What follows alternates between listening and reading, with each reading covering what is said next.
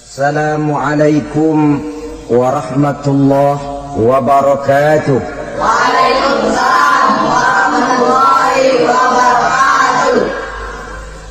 Alhamdulillah wassalatu wassalamu ala sayyidina Rasulillah sayyidina wa maulana Muhammad ibn Abdullah wa ala alihi wa sahbihi wa mawala.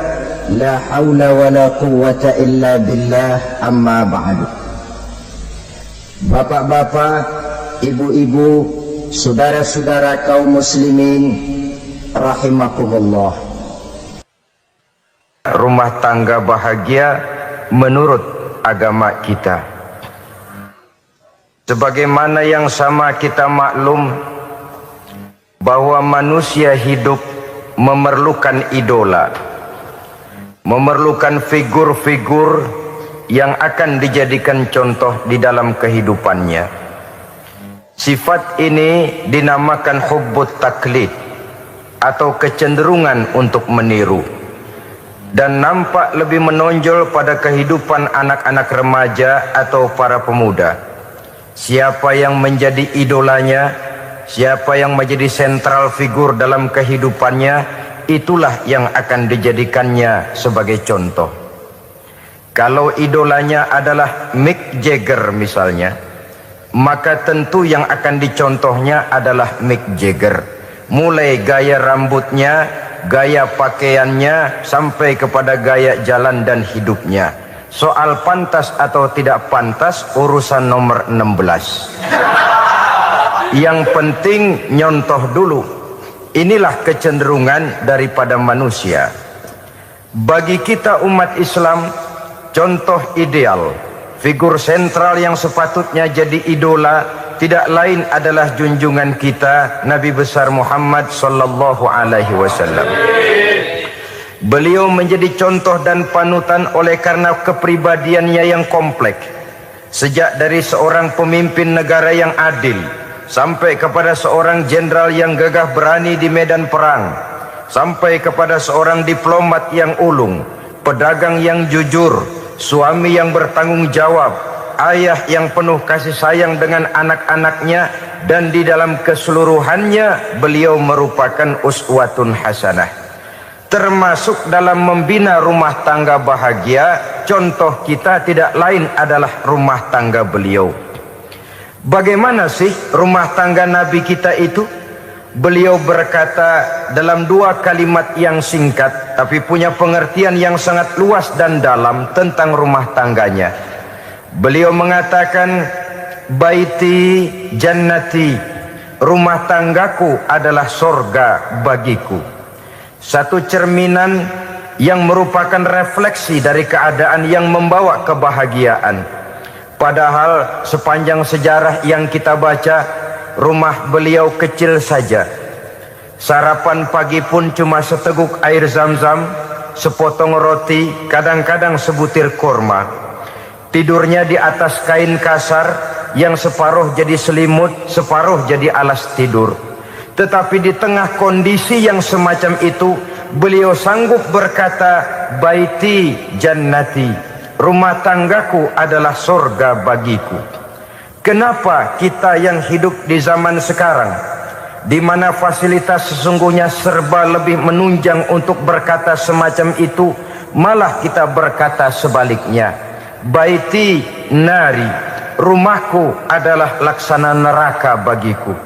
Padahal kalau dilihat, rumahnya pun kadang-kadang bertingkat, kendaraan serba berkilat, uang banyak berlipat-lipat, istri pun tak kurang cantik memikat, kadang-kadang jumlahnya 4. Tapi tiap hari kiamat tidak ada ketenangan dan ketentraman di rumah tangga. Saudara hadirin kaum muslimin rahimakumullah, mengapa Rasul sampai mengatakan baiti jannati, rumahku adalah laksana surga bagiku? Inilah pokok pembicaraan kita pada pertemuan kali ini. Sebagaimana yang kita maklum bahwa nikah dalam pandangan Islam bukan hanya sekedar untuk memenuhi kebutuhan biologis manusiawi, tidak hanya sekedar untuk memperkembangbiakkan keturunan, dan juga tidak pula untuk memperturutkan hawa nafsu. Lebih daripada sekedar itu, nikah dalam pandangan Islam merupakan ibadah. Oleh karena ibadah, maka seluruh tujuan ibadah, apakah dia bernama solat, apakah dia bernama puasa, zakat, sodako, haji dan lain sebagainya, seluruh daripada tujuan ibadah, target utamanya adalah mardatillah atau keridhaan daripada Allah Subhanahu wa taala. Kalau nikah itu ibadah, maka sesungguhnya tujuan utama dari pelaksanaan suatu pernikahan tidak lain hanya untuk mencari keridhaan dari Allah Subhanahu wa taala. Bukankah kalau kita tanya tiap orang yang melakukan nikah, kenapa sih kamu nikah dengan dia? Jawabannya bisa macam-macam. Yang umum, karena saya cinta dia. Ada yang berkata, karena saya ingin mendapat ketenangan hidup. Ada yang bilang, karena saya ingin hidup teratur. Ada yang mengakui, karena saya ingin dapat keturunan dan lain sebagainya. Tetapi sesungguhnya menurut ajaran agama, kalau nikah merupakan ibadah, jawaban intinya ialah saya melakukan nikah untuk mencari keridhaan dari Allah Subhanahu wa taala. Ini konsekuensinya kalau nikah merupakan bagian daripada ibadah. Rumah tangga yang didirikan atas dasar mencari keridhaan Allah, maka akan diwarnai oleh nilai-nilai luhur daripada ajaran agama. Tanpa harta orang memang sulit untuk bahagia, tapi harta bukan jaminan orang lalu akan bahagia. Harta pada suatu saat akan berakhir, kecantikan akan berkurang, pangkat dan jabatan akan sampai kepada batasnya. Tetapi agama, keyakinan, nilai-nilai iman, itulah pegangan kita yang kekal dan abadi. Sebab itu dalam surah Ar-Rum ayat ke-21 Allah Subhanahu wa taala menjelaskan, "Wa min ayatihi an khalaqalakum min anfusikum azwajan litaskunu ilaiha wa ja'ala bainakum mawaddatan wa rahmah." Dan di antara tanda-tanda kebesaran Allah, dijadikannya bagimu istri-istrimu dari diri kamu sendiri, litaskunu ilaiha, agar kamu bisa hidup tenang bersamanya, wa ja'ala bainakum mawaddatan wa rahmah, dan dijadikannya di antara kamu rasa cinta dan kasih sayang. Umumnya pernikahan terjadi karena mawaddatan warahmah ini, cinta dan kasih sayang. Atas dua dasar itulah rumah tangga didirikan orang. Atas dasar itulah seorang laki-laki dan seorang perempuan memadu janji untuk membagi suka dan duka dalam hidup ini secara bersama-sama. Namun kalau kita renungi ayat ini, Allah tidak hanya menjadikan cinta, tapi Allah juga menjadikan kasih sayang. Apa bedanya cinta dan kasih sayang? Apa bedanya mawaddatan warahmah ini? Saudara, mawaddah yang artinya cinta, itu sasarannya biasanya adalah jasmani, kecenderungan biologis. Itu akan berakhir. Orang yang mendirikan rumah tangga cuma karena kecenderungan biologis, cuma karena rasa cinta semata-mata, cinta biasanya terkait kepada keindahan. Betul apa benar? Biasanya orang mudah jatuh cinta kepada sesuatu yang punya nilai keindahan. Makanya anak muda jarang yang jatuh cinta sama nenek-nenek. Cinta selalu memandang segi keindahannya. Ini yang namanya mawaddah. Allah tidak mengingkari itu, silakan. Bahwa manusia secara naluri senang kepada serba keindahan, wajar-wajar saja. Tetapi tidak cuma mawaddah, Allah juga menciptakan rahmah, kasih sayang. Mawaddah mungkin ada akhirnya, tapi rahmah tidak akan pernah ada akhirnya. Kalau mawaddah adalah berkecenderungan kepada biologis, jasmaniah, maka rahmah kecenderungan kepada nilai-nilai rohani, kepribadian, kejiwaan, dan lain sebagainya. Dikala pernikahan di bawah umur 40 tahun, mungkin masih banyak mawaddahnya, rasa cintanya. Tapi 40 bahkan 50 tahun ke atas, rasanya orang berumah tangga kalau sudah 50 tahun ke atas itu lebih banyak kasih sayangnya ketimbang cinta-cintaannya. Kalau satu rumah tangga hanya didirikan atas dasar mawaddah saja, atas dasar cinta saja, padahal cinta itu terpaut kepada hal-hal keindahan, keindahan satu saat akan menurun. Ya, tentu sebagaimana yang kita maklum bersama-sama, belum punya anak memang cantik. Sudah punya anak, kecantikan mulai menurun. Punya anak 2, kulit mulai mengkerut. Punya anak 3, onderdil mulai dol. Punya anak 4, apalagi tidak pandai merawat diri, persis dompet tanggung bulan. Kalau rumah tangga didasarkan kepada rupa yang cantik saja, cinta akan bisa berpindah, paling tidak akan berkurang nilainya. Sebab itu Allah tidak hanya menyediakan mawaddah warahmah, dijadikannya di hatimu itu tidak cuma sekedar cinta, tapi juga kasih sayang. Nah, kasih sayang inilah apabila berakar dan berurat dari nilai-nilai keagamaan yang akan menopang jalinan rumah tangga bahagia, mengukuhkan usaha untuk mencapai mardhatillah atau keridhaan daripada Allah Subhanahu wa taala. Dengan demikian, berumah tangga bukan tujuan. Ini kalau kita lihat dari segi agama. Berumah tangga cuma alat untuk mencapai mardhatillah, keridhaan daripada Allah. Seorang suami yang pergi pagi pulang sore peras keringat banting tulang mencari nafkah untuk menghidupi keluarganya, kalau niatnya untuk mardhatillah maka pergi usahanya adalah ibadah. Sementara si suami pergi berusaha, istri di rumah mendoakan suaminya, itu juga merupakan bagian daripada ibadah. Marilah kita biasakan membina satu rumah tangga untuk mencapai keridhaan daripada Allah Subhanahu wa taala. Ini motif dasarnya. Karena itu Rasul Anas bin Malik pernah bercerita, bertahun-tahun saya membantu di rumah tangga Rasul. Selama tahun-tahun yang panjang saya membantu di rumah tangga beliau itu, kata Anas bin Malik, belum pernah kok saya mendengar kata-kata kasar, keras, membentak-bentak. Belum pernah saya melihat ada piring terbang, sandal melayang, ada penggorengan nitir di atas. Belum pernah, padahal tahun-tahun yang panjang sudah saya lalui. Itu rumah tangga Rasul. Istrinya lebih dari satu, tapi tenang, ayem, adem. Walaupun gosip selalu ada. Ini loh ya, namanya hidup berumah tangga. Jangankan rumah tangga kita manusia biasa, rumah tangga Rasul pun tidak luput dari gosip yang kita kenal dengan hadisul ifki itu. Itu sampai tercatat dalam sejarah. Tetapi yang jelas, dengan istri yang lebih dari satu, rumah tangganya tenang, tentram, adem. Kita di rumah tangga istri satu, seminggu 7 hari, berantemnya 6 hari. Cuma 1 hari gencatan senjata. Saudara hadirin yang saya muliakan,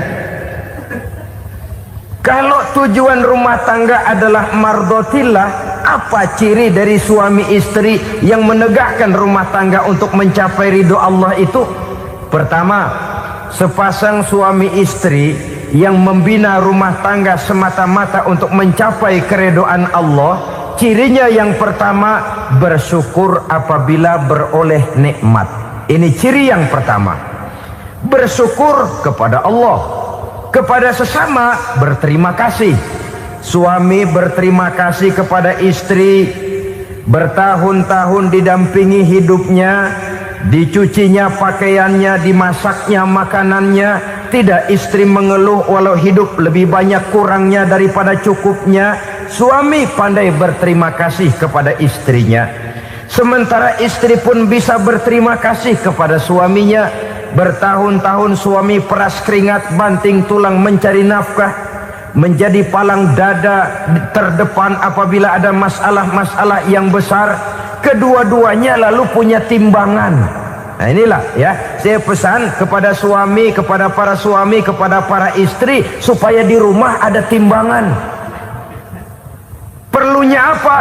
Kalau pada satu saat istri kita salah, suami cepat-cepat ambil timbangan, lalu ditimbang mana yang lebih berat, salahnya atau dosanya, benarnya atau kesalahannya.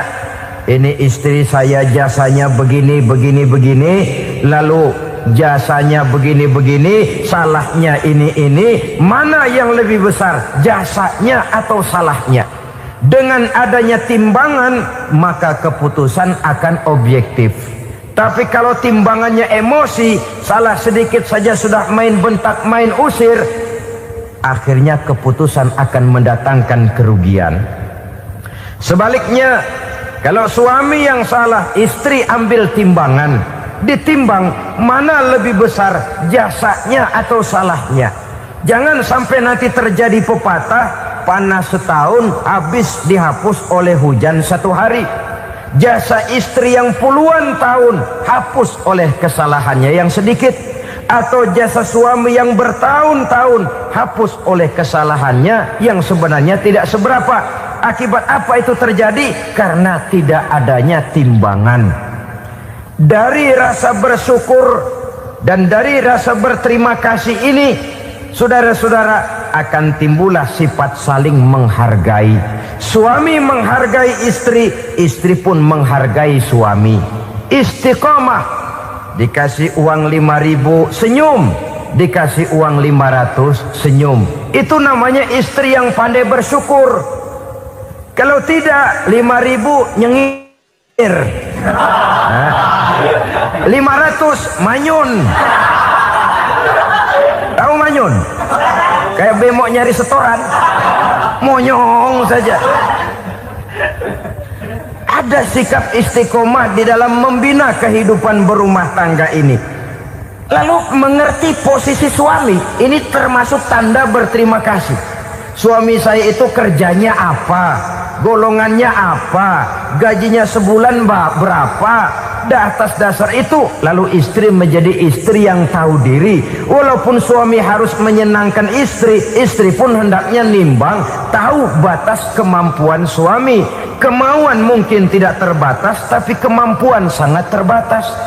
Kalau suami pegawai kecil, ya mintalah yang kecil-kecil. Kalau suami pegawai rendah, mintalah yang sesuai dengan kemampuannya. Jangan suami gajinya cuma 50.000 sebulan, istri menuntut minta dibeliin gelang yang kayak pelek beca. Tentu sudah overacting namanya. Saudara hadirin yang saya muliakan, kunci awalnya bersyukur kepada Allah. Kalau sudah bisa berterima kasih kepada manusia, hati ini akan mudah bersyukur kepada Allah. Rumah tangga yang pandai bersyukur, berapapun kecilnya nikmat, bukan kecilnya yang dia lihat, tapi karunia Allah yang dinilai. Sehingga dari rasa berterima kasih kepada manusia akan timbullah rasa syukur kehadirat Allah Subhanahu wa ta'ala. Itu yang sering diistilahkan orang, kalau dia punya mobil, dia berkata alhamdulillah kita punya mobil, tetangga kita cuman punya motor. Kalau dia punya motor, syukur kita punya motor, tetangga kita cuman punya sepeda, kemana-mana kekejek melulu. Kalau dia punya sepeda, alhamdulillah punya sepeda, tetangga kita sebelah nggak punya apa-apa, kemana jalan kaki saja. Kalau dia jalan kaki, alhamdulillah kita masih bisa jalan. Tetangga kita sebelah lumpuh bertahun-tahun nggak kemana-mana. Kalau dia lumpuh, alhamdulillah kita masih hidup. Tetangga kita kemarin mati nggak balik lagi.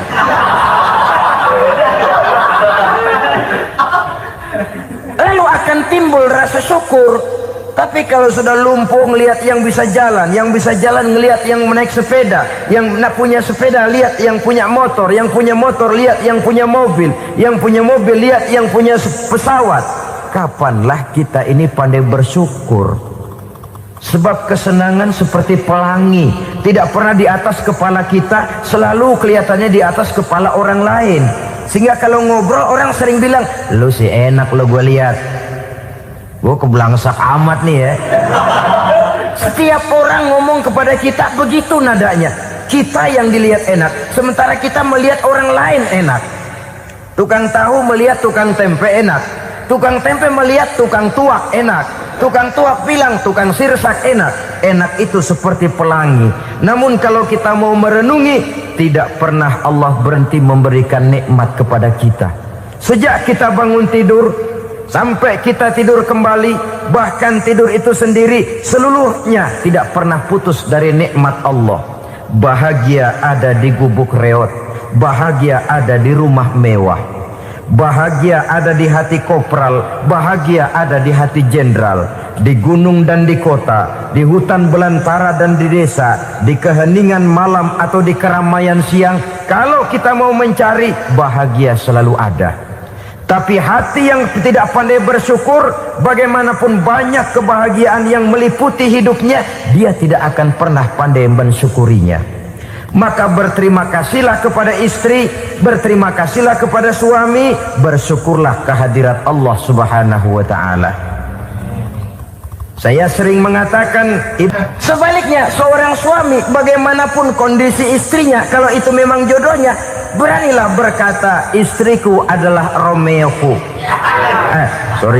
istriku adalah Julietku, atau istriku adalah Sri Kandiku. Biarin pengkor ya pengkor, gak ada urusan. Mensyukuri. Kalau tidak mensyukuri, yang timbul lalu sesalan. Kalau sudah sesalan, mudah umpat mengumpat, caci mencaci dalam rumah tangga, lalu terjadilah kegaduhan. Ketenangan sulit kalau sudah tidak ada unsur saling menghargai itu. Lebih celaka lagi kalau sudah mengarah kepada penyesalan. Kata istrinya, bang gue nyesel kawin sama lu. Suami digituin bikin gede kepalanya.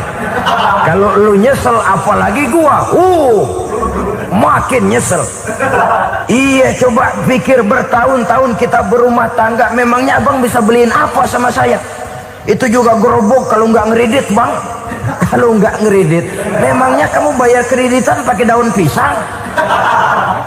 Saudara hadirin yang saya hormati, ini saya tekankan kepada ibu-ibu karena penyakit perempuan umumnya. Pernah Rasul itu pulang Isra Mi'raj cerita, saya pulang Isra Mi'raj diperlihatkan neraka. Neraka ya Rasul? Lalu bagaimana? Saya lihat kok isinya kebanyakan perempuan. Perempuan. Laki juga tidak sedikit. Cuma kebanyakan kok perempuan. Apa perempuan tidak sholat ya Rasul? Sholat. Tidak puasa? Puasa. Tidak ngaji? Rajinan dia sama suaminya. Tapi kenapa lebih banyak di sana? Rasul berkata, hunna yakfurnal asir. Penyakit umum dari perempuan tidak pandai berterima kasih kepada suaminya. Ini rupanya penyakit umum dari tahun atu. Saudara hadirin yang saya muliakan, jadi rumah tangga yang didirikan atas dasar mencapai ridho Allah, maka kelihatan dari pasangan suami istri menjadi orang yang pandai bersyukur terhadap nikmat. Bukankah dalam surah Ibrahim ayat 7 Allah berjanji, la in syakartum la azidannakum wa la in kafartum inna azabi lasyadid. Kalau kamu pandai bersyukur, aku tambah nikmatku. Kalau kamu ingkar, tidak mau bersyukur, azabku itu hebat dan pedih.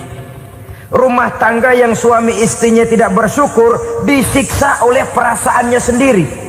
Tetangganya dapat nikmat, dia yang meriang. Tetangganya dapat kesenangan, dia yang sakit hati. Dia tidak melihat nikmat yang diberikan kepadanya. Nikmat yang orang lain punya aja yang diincar. Nikmat orang lain aja dihitung-hitung. Tangga kita, saya baru habis beli yang sebelah belilir habis beli kukusan. Cuma sekedar kukusan saja. Orang lain beli apa-apa jadi bahan diskusi di rumahnya. Orang lain saja yang diusut. Timbul dendam kesumatnya, timbul hasutnya. Dia tidak bersyukur dengan nikmat yang ada dalam rumah tangganya. isi rumah tangga semacam itu disiksa oleh perasaan hasutnya sendiri. Jauh dari kebahagiaan, kering hatinya, miskin jiwanya, merana batinnya. Kalau sudah ke sana, jauhlah rumah tangga dari pantulan sinar kebahagiaan. Saudara-saudara, kita lihat rumah tangga Rasul.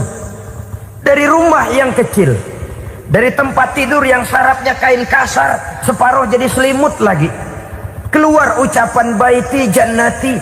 Kenapa? Beliau orang yang pandai bersyukur kepada Allah, bisa berterima kasih kepada istri-istrinya, dan istrinya pun pandai berterima kasih kepada Rasul dan bersyukur kehadirat Allah Subhanahu wa taala. Maka nikmat lalu bertambah. Makin kita syukuri nikmat, makin tambah itu. La azidannakum, janji Allah, pasti aku tambah nikmatku kepadamu jikalau kamu pandai mensyukurinya. Tapi kalau kamu ingkar, tidak pandai bersyukur, awas, nikmat bisa berubah menjadi azab kalau kita tidak pandai-pandai mensyukurinya. Jadi cirinya yang pertama, rumah tangga bahagia itu apabila suami istri pandai bersyukur terhadap nikmat yang diberikan oleh Allah Subhanahu wa taala. Satu.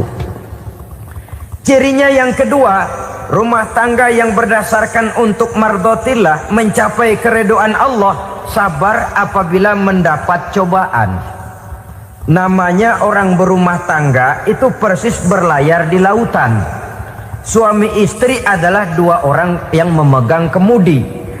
Kalau berlayar ombak tenang, angin bertiup sepoi-sepoi basah, lalu bila malam datang bulan bersinar, bintang gemintang gemerlapan, berlayar memang nikmat. Tapi satu saat angin puting beliung bertiup, gelombang menggunung, halilintar menyambar, kemudian petir berkilat. Kalau pada saat itu suami mau ngalor, istri mau ngidul, alamat perahu patah di tengah jalan, kandas di lautan sebelum sampai ke pantai yang akan ditujunya. Oleh karenanya perlu kekompakan. Maka sejak awal seharusnya dalam akan membina rumah tangga yang bahagia, itu lebih baik bicara yang pahit-pahit saja, supaya terjadi kesamaan langkah apabila menghadapi kesulitan dan cobaan. Sabar apabila mendapat cobaan. Rumah tangga seperti kapal di lautan tadi tidak akan sunyi dari hantaman gelombang, tidak akan sepi dari tiupan angin topan, dari kilatan petir, dari sambaran halilintar. Baik suami, baik istri harus sabar menghadapi kesulitan. Kadang kesulitan dari segi ekonomi, kadang kesulitan dari segi mengarahkan dan mendidik anak-anak, kadang kesulitan karena banyak orang yang hasut dengan kita, kadang kesulitan berbagai macam lah yang menyebabkan kesulitan.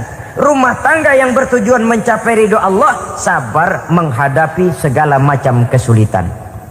Saudara-saudara kaum muslimin rahimakumullah, kesulitan adalah bagian daripada perjalanan hidup. Siapa orangnya yang tidak pernah menemukan kesulitan dalam kehidupan? Rasanya hampir tidak ada. Dan memang kesulitan bukan untuk ditakuti. Kesulitan justru untuk diatasi, dicarikan jalan keluarnya. Begitulah suami istri yang bertujuan mencari ridho Allah. Manakala suami berada dalam kesulitan, istri mencarikan jalan keluar atau berusaha memberikan jalan keluar. Sebaliknya, manakala istri dalam kesulitan, suami bisa mencarikan jalan keluarnya. Sabar dalam menghadapi segala macam kesulitan. Dalam surah Luqman ayat 17, Allah Subhanahu wa taala berfirman, "Wasbir 'ala ma asabak, inna dzalika min azmil umur." Dan bersabarlah terhadap apapun yang menimpa kamu. Bersabarlah terhadap segala kesulitan yang kamu hadapi, karena sesungguhnya yang demikian itu merupakan sebagian dari perkara-perkara yang telah ditetapkan oleh Allah Subhanahu wa taala.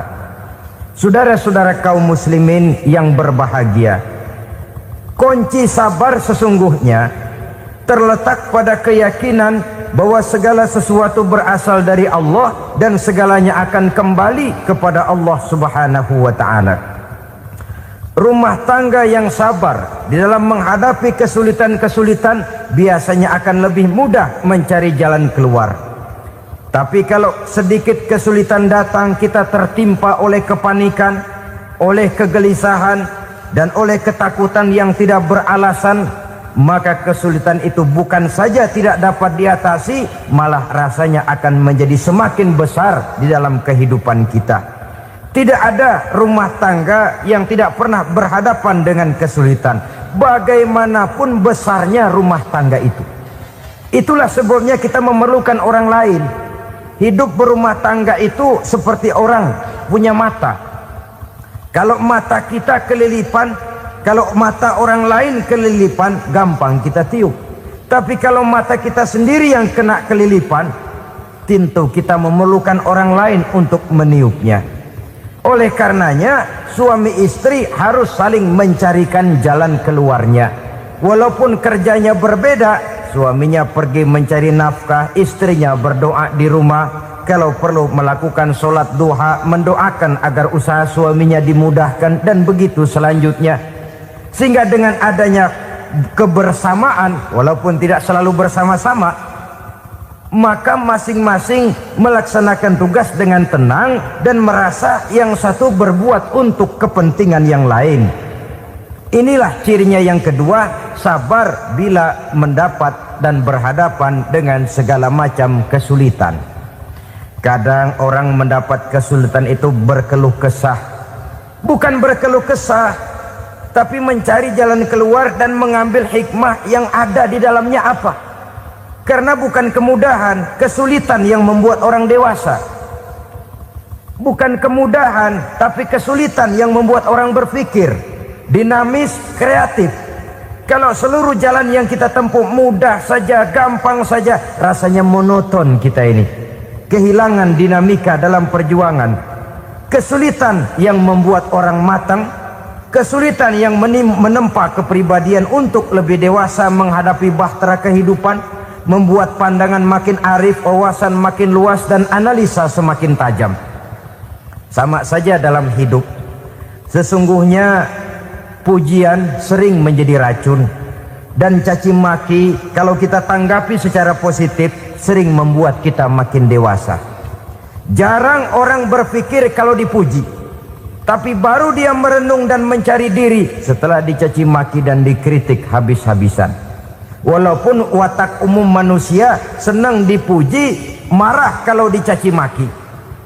Biasanya kalau ketemu cewek cakep, kita bilang, "Kamu cakep deh." Dia paling bilang, "Ah, abang bisa aja." Walaupun dia bilang, "Ah, abang bisa aja," hidungnya mah tetap mekar. Senang kalau dipuji, itu kecenderungan manusia. Marah kalau dicaci maki, marah kalau dikritik. Tapi sesungguhnya pujian sering jadi racun, caci maki sering jadi obat. Orang takut minum obat karena pahitnya, padahal efeknya itu akan lebih memberikan kesehatan kepadanya. Orang takut menghadapi kritik, orang takut dan tidak ingin dicaci maki, padahal itulah yang sesungguhnya menjadi cambuk kalau tidak dia salah tanggap, menjadi sugesti yang mendorong dia lebih maju lagi. Karena memang bukan pujian, tapi caci maki dan kritik yang membuat kita makin berpikir tajam. Jadi rumah tangga yang berhadapan dengan kesulitan demi kesulitan, biasanya kalau ditanggapi dengan sabar akan makin mengokohkan fondasi rumah tangga itu sendiri. Tapi kalau kesulitan dihadapi dengan tidak sabar, lalu mencari jalan pintas, kesulitan ekonomi, kebetulan istrinya cakep, istrinya disuruh ngojek. Dah lu ngojek aja deh, gua nungguin setoran dah. Suami tapak di rumah. Saudara hadirin yang saya muliakan, buat sepintas memang mendatangkan materi itu, mengatasi kesulitan ekonomi, tapi apakah bahagia? Walaupun rumah bisa jadi besar, perabotan bisa serba lebih lengkap dan ada, tapi apakah semuanya mendatangkan bahagia? Sementara suami kehilangan rasa cemburunya, dan dalam agama itu disebut dayus. Dayus, suami yang tidak punya rasa cemburu kepada istrinya. Dan orang dayus kayak begitu, haram mendapat bau sorga. Bau sorga saja tidak dapat, apalagi masuk ke dalamnya. Ya tapi juga jangan lantas mentang-mentang harus cemburu sama istri, overacting. Suaminya nawar sayuran, laki pulang ngomel, lu pacaran ya sama tukang sayur. Itu juga over, saudara-saudara. Kesulitan ekonomi diatasi dengan sabar. Sabar dalam arti berusaha dengan tidak mengambil jalan pintas, berusaha tetap berada di jalan yang diridhoi oleh Allah. Ini yang jadi problema ini rumah tangga sekarang ini, kesulitan ekonomi, di mana lapangan kerja sulit, di mana persaingan hidup tajam, sedangkan kita hidup ingin seperti orang lain. Kita mudah gelap mata, mudah picik pandangan, mudah sulit pertimbangan, lalu mengambil jalan pintas. Kadang menjual akidah, menjual keimanan. Kebetulan pendaringan kering, ada yang nawarin beras 3 liter sama supermie 2 bungkus.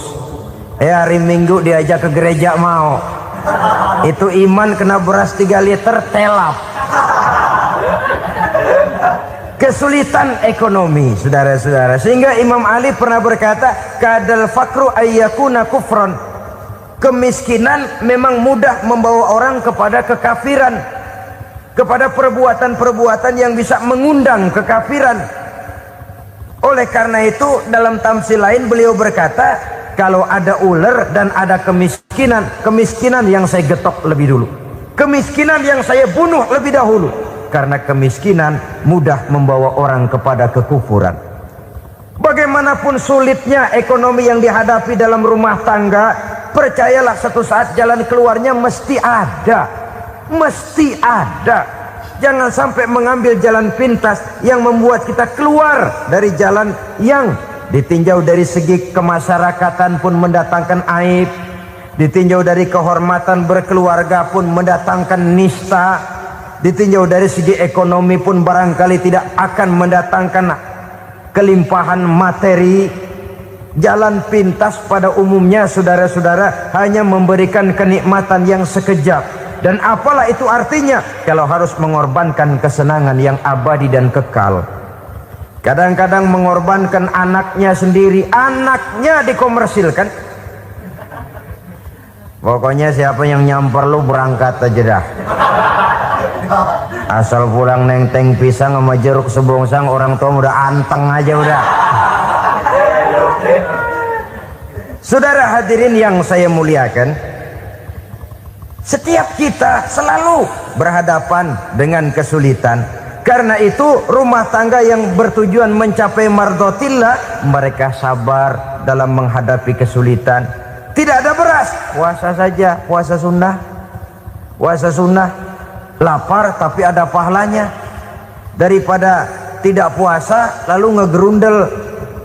Brengsek Tuhan, gue sembahyang melulu lapar juga. Sudah lapar tidak berpahala. Bukankah Rasulullah sendiri kalau pulang ke rumah Aisyah lalu berkata, ya Humairah, ada makanan hari ini? Ada makanan yang enggak ada bang. Alhamdulillah kalau begitu saya puasa. Pulang dari mana-mana perut lapar, mau makan tidak ada makanan, bukan marah, bukan ngamuk, puasa. Maka boleh puasa sunnah, niatnya udah siang, jam 10, jam 11, asal dari pagi belum makan apa-apa.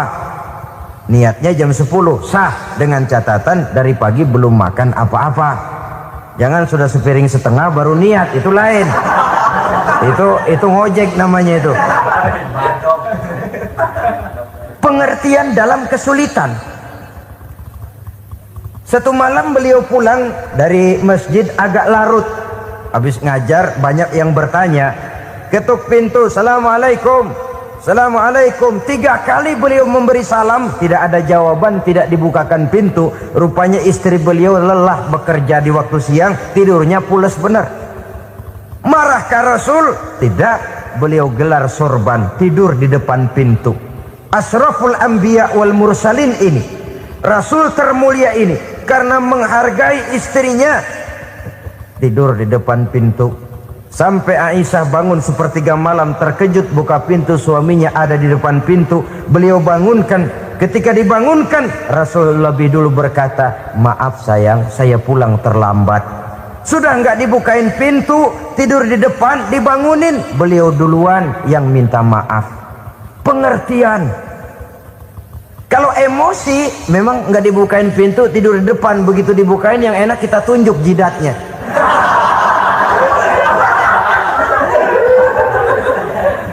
Saudara hadirin yang saya muliakan, kesulitan di dalam kehidupan merupakan bagian daripada kehidupan.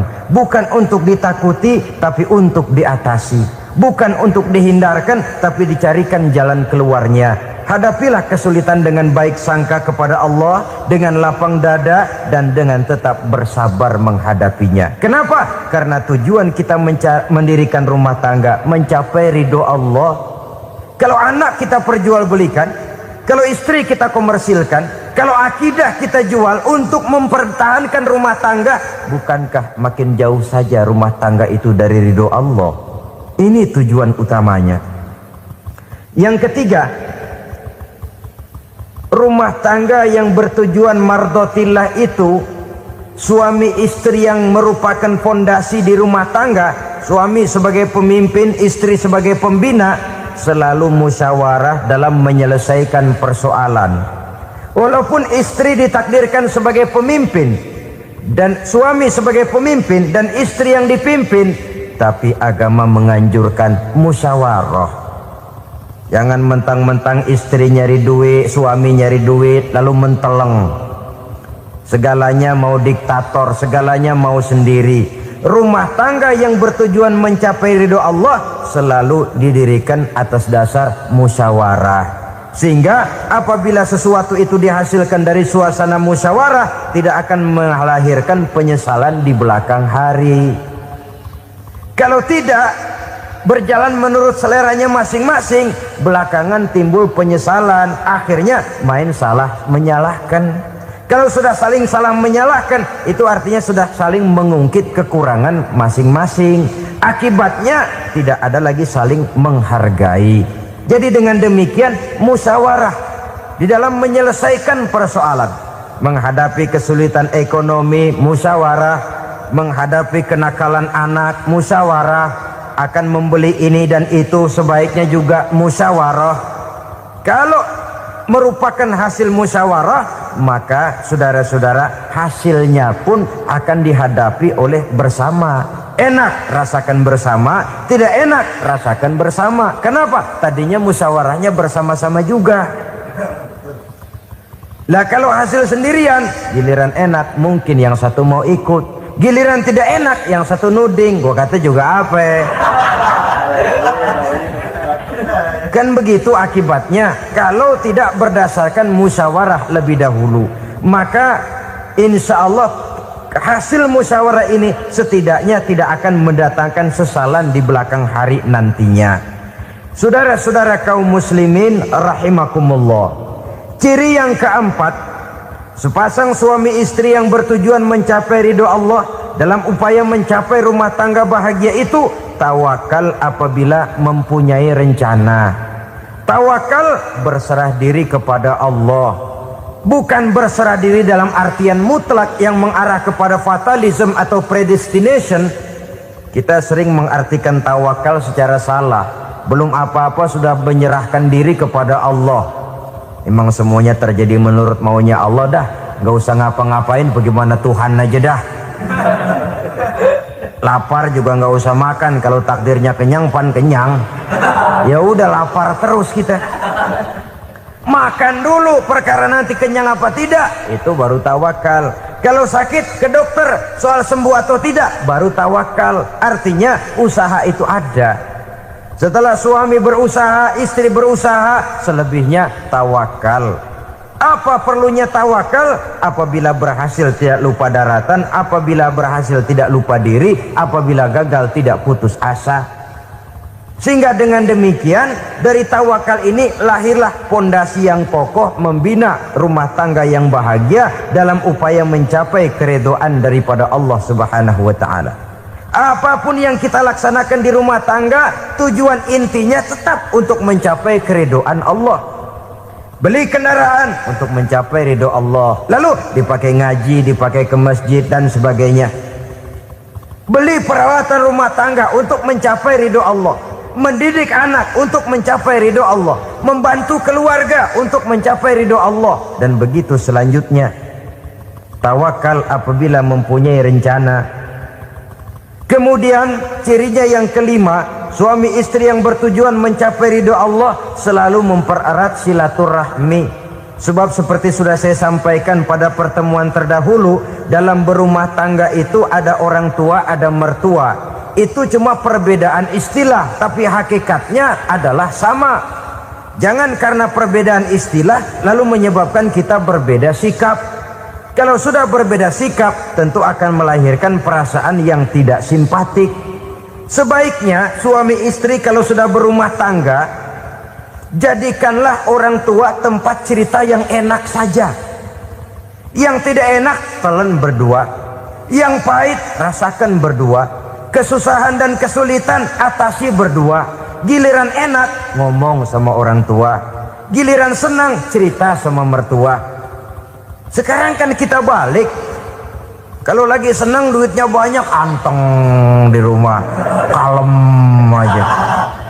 Tapi lalu waktu susah, Pak, waktu susah, Ma, cerita kepada orang tuanya, cerita kepada mertuanya. Lalu kapan kita mau menyenangkan orang tua? Sudahlah mereka susah mendidik kita di waktu kecil, membesarkan kita, melakukan segala macam pengorbanan. Demi setelah kita berumah tangga, kesulitan rumah tangga kita tumpahkan juga kepada mereka.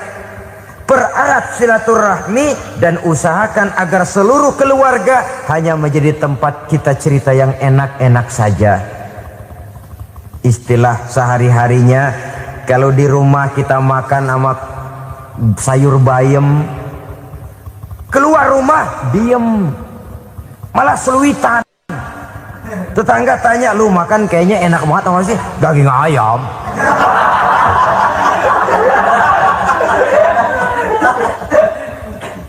Lalu tetangga kan akan berbisik, itu makannya tuh orang enak bener ya, rumah tangganya tiap hari makan sama daging ayam. Biarlah paling kurang itu jadi doa, daripada kita makan sama kangkung lalu ribut ngomel di mana-mana. Gua kesel banget sama bini gua. Di warung ceritanya lagi. Kenapa? Saban sari gue direbusin kangkung mulu. Brengsek. Di warung cerita ada RT, ada RW. Gara-gara makan sama kangkung se-RT tahu. Akhirnya mungkin kalau kita berangkat orang hitung dari jauhan. Lihat, kangkung liwat.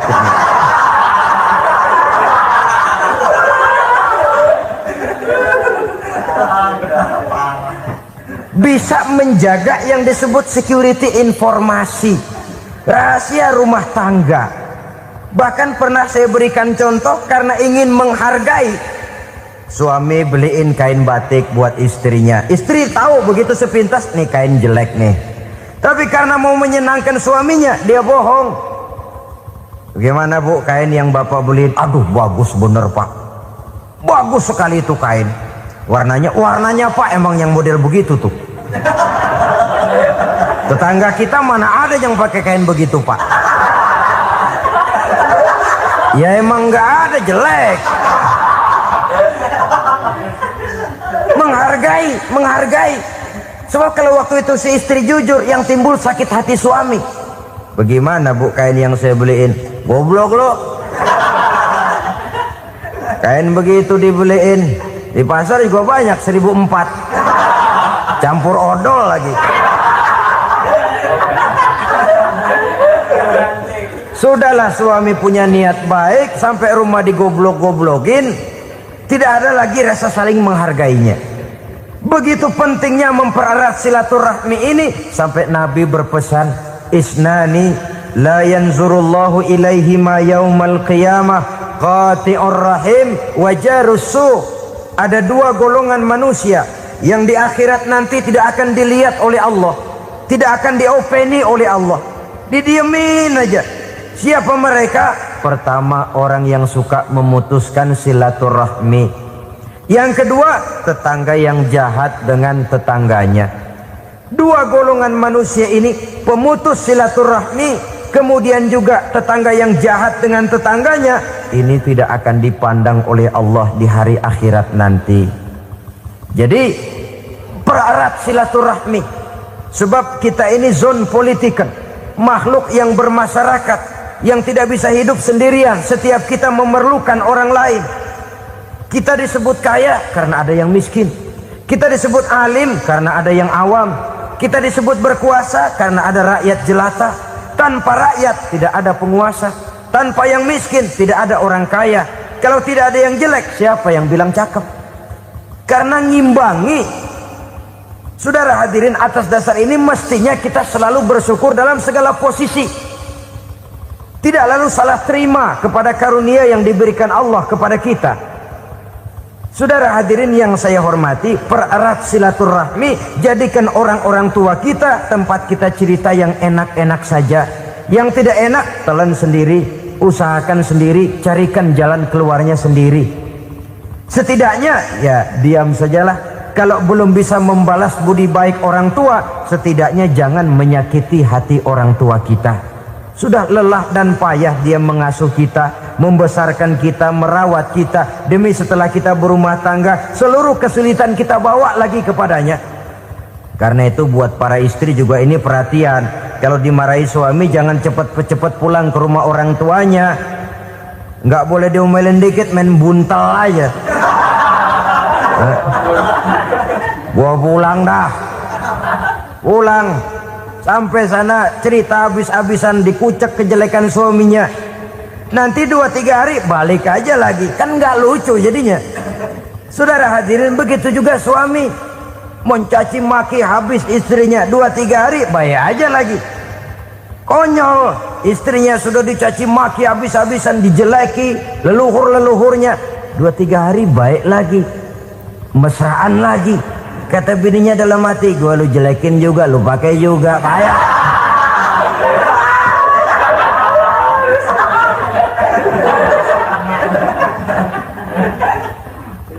Saudara hadirin yang saya muliakan, itulah sebabnya pada awal tadi saya katakan perlunya kita mempunyai timbangan baik sebagai suami maupun sebagai istri. Nah, dari mempererat silaturahmi ini akan terjalin rasa kekeluargaan. Maka tradisi arisan keluarga itu bagus sesungguhnya untuk mempererat silaturahmi. Cuma celakanya bukan silaturahmi yang jadi tujuan, arisannya itu yang jadi tujuan. Akibatnya apa? Kalau belum narik mah semangat banget datang dah. Begitu udah narik aja udahan. Itu celakanya. Akhirnya silaturahminya jadi nomor 2, arisan semata-mata yang menjadi tujuan. Sesungguhnya itu bagus untuk mempererat silaturahmi. Karena kalau kita dengan kita sesama saudara sudah tidak saling mau mengenal, bagaimana dengan anak-anak kita? Bagaimana dengan cucu-cucu kita? 2-3 generasi yang akan datang tentu akan lebih saling tidak mengenal lagi. Baiklah ya, yang keenam, suami istri yang bertujuan untuk mencapai keridhaan Allah itu selalu berusaha tolong menolong di dalam kebajikan. Sebab Allah pesankan itu di dalam Al-Maidah ayat 6, wa ta'awanu 'alal birri wat taqwa wa la ta'awanu 'alal itsmi wal 'udwan. Bertolong-tolonganlah kamu di dalam kebaikan, di dalam bertakwa kepada Allah. Jangan bertolong-tolongan di dalam maksiat, di dalam dosa, dan di dalam usaha yang menimbulkan permusuhan. Kalau suami marah kepada seseorang, istri jangan ngipasin. Oh bang, yang begitu mah dibayain tuman. Udah habisin aja dah. Anak-anaknya marahin sekalian. ngipasin. Istri kesel sama tetangganya, suami ngipasin. Emang tuh tetangga kita, hahu. Habis orang dikipasin. Ta'awanu 'alal birri wat taqwa, bertolong-tolonganlah di dalam kebaikan. Istri malas ngaji, suami mendorong, memberikan sugesti. Suami malas berusaha, istri memberikan sugesti. Saling tolong menolong di dalam kebaikan dan takwa, dan jangan tolong menolong dalam dosa dan permusuhan. Kata suami, Bu, daripada kita melarat terus hidup, kita piara tuyul yuk. Kata istrinya, nah ini sudah menyimpang bang, bersabarlah, bagaimanapun insya Allah kita tidak akan mati kelaparan. Piara tuyul itu nanti jadi pindah akidah, merusak iman, berteman dengan setan. Apalah artinya kekayaan dan kesenangan sebentar kalau harus mengorbankan kekayaan dan kesenangan yang abadi.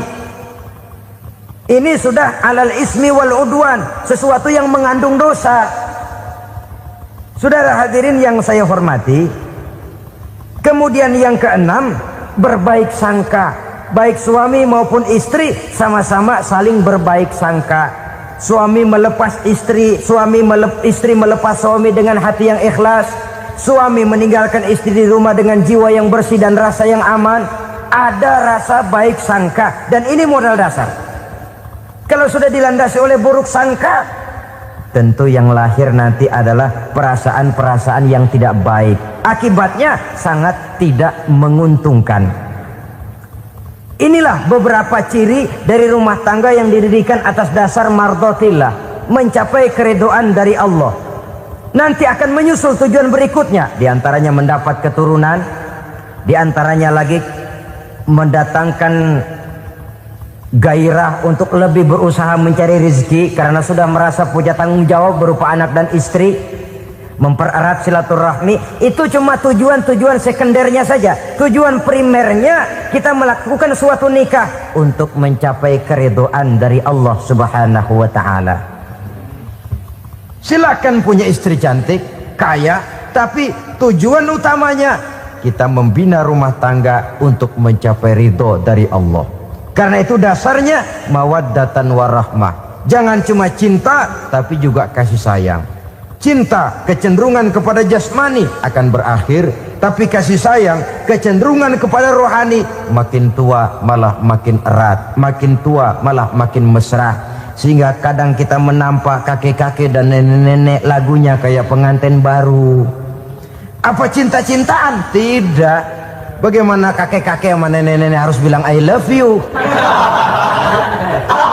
Yang masih ada itu waktu itu mawaddah, kasih dan sayang. Itu yang akan kekal, itu yang akan abadi. Tanpa materi orang sulit untuk bahagia, tapi materi semata bukan jaminan orang untuk bahagia. Nah, ciri yang terakhir dari rumah tangga yang bertujuan mencapai ridho Allah, sinar agama kelihatan di dalamnya. Baik suami maupun istri sama-sama orang yang taat melaksanakan ajaran agama. Saudara, mudah-mudahan walaupun singkat dapat menjadi sumbangan moral dalam kita mewujudkan rumah tangga yang bahagia menurut contoh yang diberikan oleh Rasulullah Sallallahu Alaihi Wasallam. Terima kasih atas perhatian saudara. Mohon maaf atas segala kekurangan. Usikum wa nafsi bitaqwallah. Wassalamualaikum warahmatullahi wabarakatuh.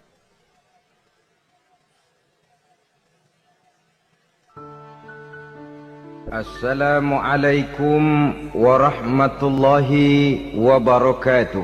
Wa ala alihi wa sahbihi ajma'in, amma ba'du. Saudara-saudara kaum muslimin rahimakumullah, salah satu dari misi Islam ialah mengangkat harkat dan martabat manusia yang sebelumnya dibedakan oleh warna kulit, oleh suku bangsa dan bahasa. Seluruhnya diikat dengan satu akidah, menghilangkan perbedaan akibat warna kulit, suku bangsa dan bahasa. Termasuk dalam upaya itu betapa Islam telah mengangkat harkat dan martabat kaum wanita. Maka pada pertemuan kali ini kita akan membicarakan tentang peranan wanita sepanjang pandangan agama. Sebelum Islam datang, nasib perempuan nyaris hanya berputar di segitiga saja. Dapur, sumur, kasur. Kasur, sumur, dapur. Seolah-olah wanita terpaut dengan 3 itu tadi. Seolah-olah wanita tidak bisa berbuat lebih banyak daripada itu. Bahkan di tengah masyarakat jahiliyah, bayi perempuan mendatangkan aib sehingga mereka lalu dikubur hidup-hidup. Maka datang Islam dengan tegas mencanangkan satu revolusi yang mengangkat harkat dan martabat kaum wanita. Nabi bersabda, "An-nisa'u imadul bilad. Iza saluhat saluhal bilad, wa iza fasadat fasadal bilad." Wanita adalah tiang negara. Jikalau baik wanita, baiklah negara. Jikalau rusak wanita, hancurlah negara. Dalam berbagai ayat Al-Quranul Karim menjelaskan tentang wanita dan peranannya. Al-Quran bercerita tentang Siti Hawa. Al-Quran bercerita tentang anak perempuan Nabi Adam, Iklimah dan Labuda, yang menyebabkan Habil dan Qabil saling berbunuh-bunuhan. Al-Quran menceritakan bagaimana ibunya Nabi Musa mendapat wahyu untuk menghanyutkan anaknya di hilir sungai Nil. Al-Quran bercerita tentang Siti Maryam, ibu daripada Nabi Isa. Al-Quran bercerita tentang 2 putri Nabi Yusuf, yang akhirnya salah satunya menjadi istri daripada Nabi Musa. Pun Al-Quran bercerita tentang Ratu Balkis, seorang wanita yang menjadi penguasa di negeri Sabah, yang demikian besar pengaruhnya dan wawasannya. Dan banyak lagi Al-Quran menceritakan keadaan kaum wanita, sampai-sampai dalam Al-Quran ada satu surah yang dinamakan surah An-Nisa. Ini seluruhnya berarti bahwa Al-Quran telah menempatkan kaum wanita dalam satu posisi yang mulia dan terpuji. Al-Quran memberikan emansipasi, bahwa wanita berhak mengejar kemajuan sebagaimana halnya kaum laki-laki. Tetapi sungguh pun demikian, Al-Quran tetap memberikan batasan-batasan sepanjang emansipasi itu tidak bertentangan dengan kodrat kewanitaan itu sendiri. Kalau persamaan dan kemajuan, kalau emansipasi dan hak asasi sudah tidak sesuai lagi dengan kodrat kewanitaan, pada akhirnya bukan mengangkat harkat dan martabat kaum wanita, justru malah merendahkan derajat dan martabat kaum wanita itu sendiri. Seperti sebagian besar wanita ini, mereka berteriak menuntut tentang persamaan hak, tapi mereka melupa apa batasan daripada persamaan hak itu sendiri. Sesungguhnya Islam dengan segala konsepsinya yang mengangkat martabat kaum wanita itu memberikan keleluasaan kepada kaum wanita untuk maju bersama laki-laki sepanjang tidak menginjak-injak kodrat kewanitaan itu sendiri.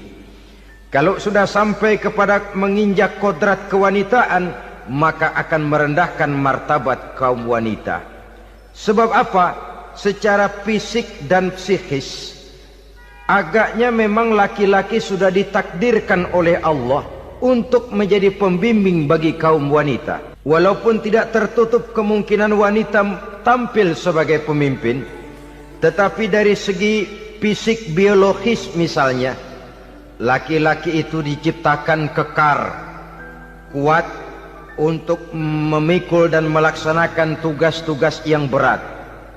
Sedangkan perempuan pada umumnya adalah lembut, ayu, lemot, denok, geboy, dan lain sebagainya. Maka kalau kita baca sejarah, Allah itu belum pernah mengutus rasul perempuan. Semua rasul laki-laki. Sebab apa? Secara fisik biologis tugas kerasulan lebih dimungkinkan oleh seorang laki-laki. Tugas rasul itu berat. Kadang-kadang perang, dicaci maki, berhadapan dengan ujung tombak, ujung pedang dan lain sebagainya. Makanya seluruh rasul laki-laki, dan Allah belum pernah mengutus rasul perempuan. Dari segi lain, perempuan itu banyak terhalang untuk melaksanakan ajaran agama. Misalnya 1 minggu dalam sebulan perempuan itu terkena cuti khusus, mengalami masa menstruasi, tidak sholat, tidak puasa, tidak melaksanakan ajaran agama yang tidak dibolehkan pada saat menstruasi itu. Kalau ada rasul perempuan, lalu saat malaikat akan menyampaikan wahyu, kebetulan rasulnya sedang wah, itu bisa balik lagi malaikat Jibril ke langit itu. Mau turun nyampein wahyu, balik lagi ke atas, ditegur, kenapa balik lagi Jibril? Rasulnya lagi head.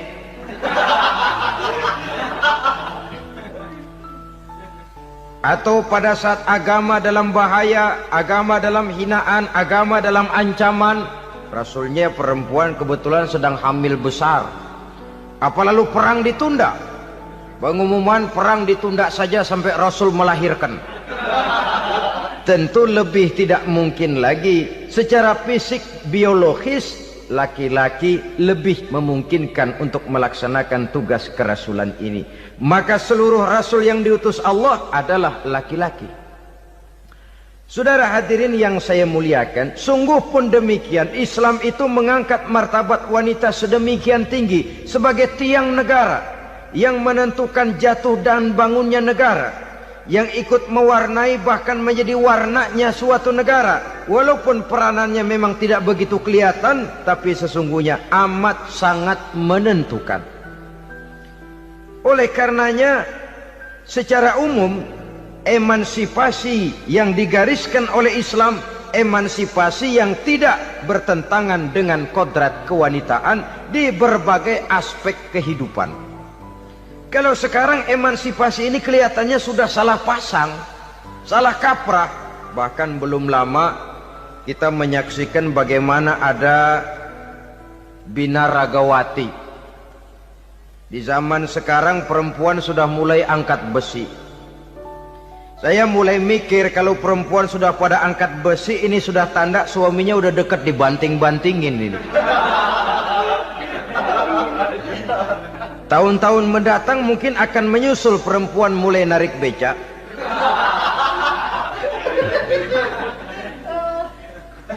Nampaknya kan sudah tidak lagi mengindahkan kodratnya sebagai wanita. Ada olahraga yang hanya pantas dikerjakan oleh laki-laki. Oleh karena itu pada kesempatan ini kita akan mencoba melihat peranan wanita dari berbagai dimensinya. Yang pertama, peranan wanita sebagai istri. Adalah Rasul memilih istri pertamanya Sayyidatuna Khadijah radhiyallahu anha. Kalau pilihan utama beliau pertama kali nikah dengan Siti Khadijah, jelas itu pilihannya bukan karena kecantikan. Kenapa? Beliau nikahi Siti Khadijah dalam usia 40 tahun Khadijah dan 25 tahun Rasul. Statusnya janda pula. Kalau beliau seorang pemburu kembang, pemburu bunga, kenapa mesti nikah dengan janda berumur 40 tahun? Sedangkan beliau waktu itu masih berumur 25 tahun. Apa sasaran utamanya? Bisa kita lihat nanti. Setelah beliau diangkat menjadi Rasul, ternyata Khadijah lebih daripada seorang istri. Beliau masuk ke dalam staf Nabi.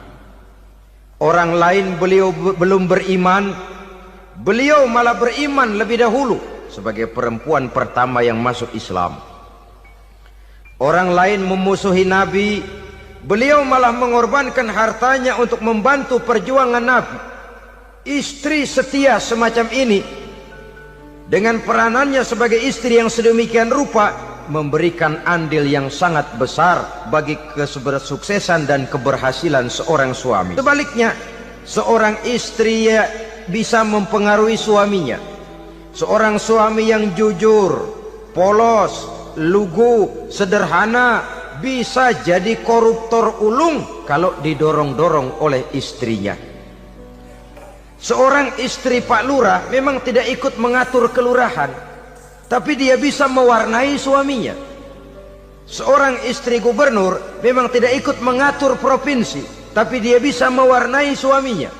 Sepanjang warnanya positif, tentu sangat baik dan sangat diharapkan. Tetapi kalau warnanya negatif, kiamatlah akibatnya umat ini. Oleh sebab itu, peran pertama dari kaum wanita sesungguhnya adalah sebagai istri yang mendampingi suami untuk mengolah dan melaksanakan tugas-tugas besar. Dari seorang yang paling kecil sampai kepada seorang yang punya jabatan paling tinggi sekalipun, pengaruh dan peranan istri memang sangat menentukan. Saudara hadirin kaum muslimin rahimakumullah. Itulah sebabnya Nabi menikah dengan Siti Khadijah, dan lebih dari itu, sebelum menikah dengan Nabi, Siti Khadijah itu sudah terkenal sebagai pengusaha wanita, business girl kalau bahasa sekarang ini. Bahkan jaringan bisnisnya tidak hanya Mekah saja, tidak hanya antar kota, bahkan sudah antar negara, dari Mekah ke Syam, dari Mekah ke Madinah dan lain sebagainya, yang bahkan kita tahu Rasul pada mulanya pun ikut membantu perdagangannya Siti Khadijah radhiyallahu anha ini. Jadi kalau bercermin dari karier Siti Khadijah, boleh saja wanita bergerak di bidang bisnis, asal memang profesi, bukan karena dengan senjata dan modal kecantikan lalu membujuk dan merayu orang sampai telak sehingga bisnisnya berjalan lancar dengan jalan menjual kecantikannya. Tidak, bergerak di bidang bisnis yang memang profesinya di situ. Tidak ada salahnya. Bisa saja perempuan menjadi bisnis girl seperti yang dicontohkan oleh Siti Khadijah radhiyallahu anha ini. Sebab itu, kontes-kontesan yang hanya bertitik kepada rupa yang ayu saja, rupa yang cantik saja, sesungguhnya bukan hanya tidak bermanfaat, tapi saya pikir juga sangat tidak mendidik. Yang mengajar anak-anak remaja putri kita untuk berlomba-lomba hidup dalam kepalsuan. Alis mata palsu, hidung pesek dimancungin palsu, operasi plastik. Alis matanya dikerik, bikin yang palsu. Tai lalat lagi bikin yang palsu. Gincu bibir dimerahin, palsu. Seluruhnya hidup dalam kepalsuan. Akan lebih baik kalau kita ini misalnya mengadakan kontes yang menitik beratkan kepada ketinggian IQ, kecerdasan, kemampuan, skill, keahlian dan kemampuan. Tidak hanya dititik beratkan kepada rupa yang ayu dan cantik semata-mata. Sebab di samping manfaatnya diragukan, juga sangat tidak mendidik buat generasi yang akan datang. Terutama ibu-ibu, peran utama wanita sesungguhnya adalah sebagai istri mendampingi suami dalam melaksanakan tugas-tugas besar. Satu hari, serombongan ibu-ibu pernah datang menghadap Rasul mengajukan satu resolusi, protes kalau bahasa kita sekarang. Ya Rasul, ada apa bu? Kalau laki-laki sih enak. Enak bagaimana? Iya, kalau orang laki-laki sholat, perempuan sholat. Laki-laki puasa, perempuan puasa. Laki-laki pergi haji, perempuan pergi haji. Laki-laki menuntut ilmu, perempuan bisa menuntut ilmu. Tapi kalau laki-laki pergi jihad, perang membela agama, kami perempuan tidak bisa ikut jihad perang di medan pertempuran. Padahal pahala jihad sangat besar dan kami ingin mendapat pahala jihad. Tidak adil kalau begini ya Rasul, izinkan kami pergi jihad. Ini perempuan di zaman Rasul, kalau ada kebaikan tidak bisa ikut, rasanya rugi bukan main, lalu protes.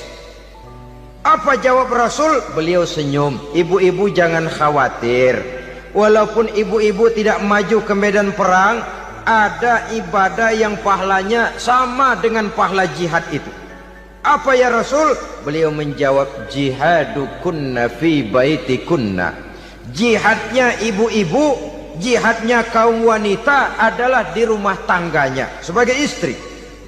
Memasak makanan suaminya, mencuci pakaian istrinya, mengasuh, merawat dan membesarkan anak-anaknya, itu seluruhnya bagian daripada ibadah yang pahalanya tidak kurang dengan pahala jihad. Kenapa? Al-Quran itu memberikan sesuatu sesuai dengan kedudukannya. Kalau perempuan pergi perang jihad membela agama, musuhnya laki semua, kayak apa perangnya?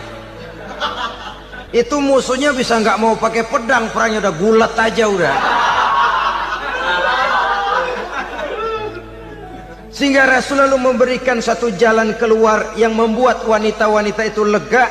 Jihadukunna fi baitikunna. Ibu-ibu sih tidak usah khawatir, jihad ibu adalah di rumah tangga ibu-ibu semua. Sejak bangun tidur sampai tidur kembali, nyaris kaum ibu itu 24 jam pekerjaannya. Sebagai istri, dia melaksanakan jihad di rumah tangganya. Peranan wanita yang pertama adalah sebagai istri, yang walaupun tidak kelihatan dan menonjol seperti halnya laki-laki, tapi sangat mewarnai, bahkan menjadi warna dari tugas apapun yang dihadapi oleh suaminya. Dulu ada seorang orator, kalau pidato hebat bukan main. Kalau dia bernada gembira, semua orang senyum. Kalau dia bercerita tentang sesuatu yang sedih, satu masjid orang nangis. Orang tanya kepadanya, Pak, bisa pidato begitu hebat, siapa yang bikin? Ya saya sendiri. Istrinya dari belakang bilang, tidak, yang bikin pidatonya hebat saya. Kata suaminya, mana bisa, saya, kata istrinya. Kalau saudara tidak percaya, tunggu Jumat depan, dia khutbah Jumat, saya akan bikin khutbahnya tidak hebat, kata istrinya.